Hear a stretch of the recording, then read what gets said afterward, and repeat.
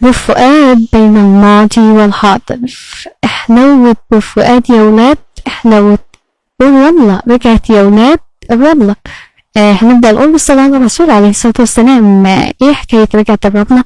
أولا كلمة شكر لكل العاملين في ديوان عام مدينة بورفؤاد أو حي بورفؤاد زي ما احنا كنا بنقول زمان، للمجهود العظيم اللي عملوه. طيب هم عملوا ايه؟ هقول لكم.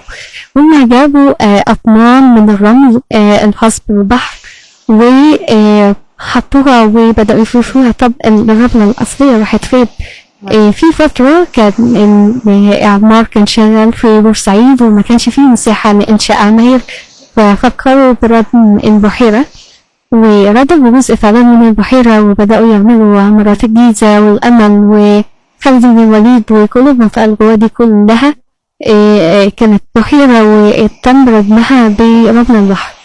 فالخلل دي اللي هم عملوه تداركوه دلوقتي وتدارك الخطأ شيء جميل.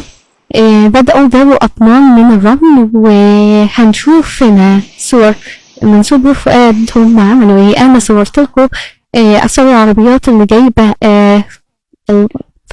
أطنان من الرمل. فعلا الشط رجع زي زمان، في صعوبة إن أنت تمشي من كتر الرمل رجلك بتغرس في الرمل كده، حاسس إن أنت ماشي على رمل البحر مش ماشي على الأسفلت.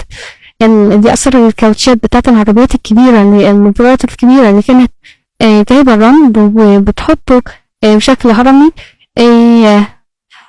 مشكورين كل اللي قاموا سواء متطوعين أو عاملين في مدينة بورفؤاد بتسوية الرمل على الشاطئ وجمع الخشبيات والصدفيات اللي موجودة. بس هو خطأ بسيط، الدعم بتتماشى جنبها الصدفيات في مخلفات الزبالة دي بتجمع وتصحن وتباع كتذكار لزيارة بورفؤاد، يكتب عليها نقود بورفؤاد ويكتب عليها لأنها من أهم الحاجات اللي بتقشر الجلد والعناية بالبشرة. زي ما بيجوا من حد عندنا وبياخدوا بالهم هم ماشيين لما يجوا الشاطئ بيلاقوا مكان بيع الحاجات التذكارية منها مصحوب الصدفيات أو القشريات أو المحارات اللي بتبقى موجودة على الشاطئ. بيبقى تعمل سلاسل واكسسوارات زي اللي بتتباع في اسكندرية. بتعمل بعض الهدايا بتحط في كوبايات وبتحط عليها سن ملون وبتتحرك ويطلع لها صوت البحر. في بعض كتير من الأفكار للحاجات البيئية إن هم بيفرشوا الرمل مشكورين على الشاطئ. دي الكبيرة ده الحجم الكبير بتاع المقشات الكبيرة اللي بتفكرنا بالراجل اللي كان بالصدى الخلول على الشط بس كان بيبقى فيه حزام على وسطه. ودي المقشات الصغيرة. بس الخطأ الوحيد اللي احنا قلناه ان هما بيرموه في مخلفات الزبالة مع زبالة الشاطئ. كل الشكر والتقدير ليكم. كده خلص الكلام.